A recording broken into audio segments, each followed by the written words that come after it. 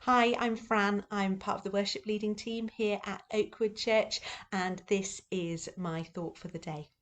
Well, over the last few weeks, some very exciting pieces of post have been arriving in our house, and these have included a provisional driver's licence, and that has also led to the arrival, perhaps rather optimistically, of some magnetic learner plates that we can stick to the front and the back of the car, allegedly that Adam can come out and have a go driving the car with us. And that's led me to think that, my goodness, 17 years ago, and how did it get to be so long ago? 17 years ago, my life changed in an agonisingly and yet beautiful way with the birth of Adam. The authors, Stern and Stern, talk about this moment where you give birth to your first baby as being the birth of a mother. And they describe this as being a real shift for women and a real shift where you become no longer a daughter, but a mother, and that you also, all sorts of things shift, like the way you look back on history. You start thinking in terms of how old were the children at certain times.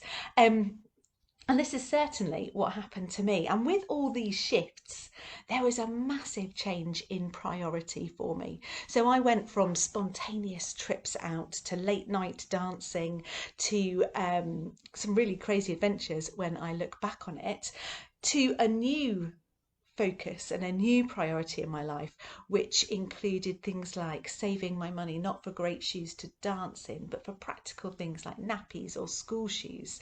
There was a focus in trying to build a rhythm to the day for my benefit, but also for the children as they grew, but also that endless worrying about absolutely everything. Well, alongside my own journey to becoming a mum, I've also been privileged to support loads of families through the charity NCT, and that work has included running antenatal classes, but also lots of support in the early days once babies have been born, and accompanying new families through that huge transition, and hearing the story not only of the birth of babies but of also the birth of parents.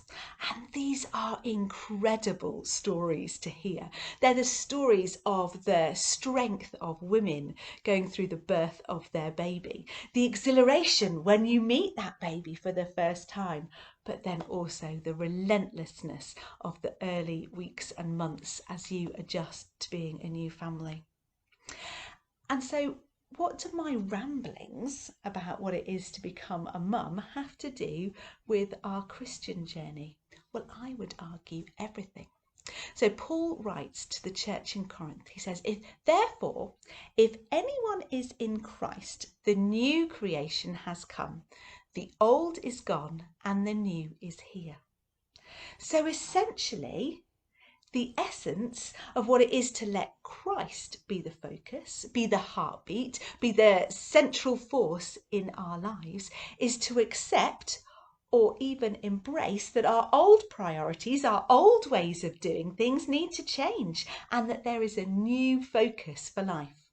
And perhaps for some of you, these are easy changes to make. It was great for me to stop working and to be at home with the children, but it was less great to cope with the worrying or the 3 o'clock in the morning crying babies. And perhaps that's the same when we think about the sorts of changes that we need to make to become Christian in our lives. And perhaps some of these changes need God's support on a moment by moment basis.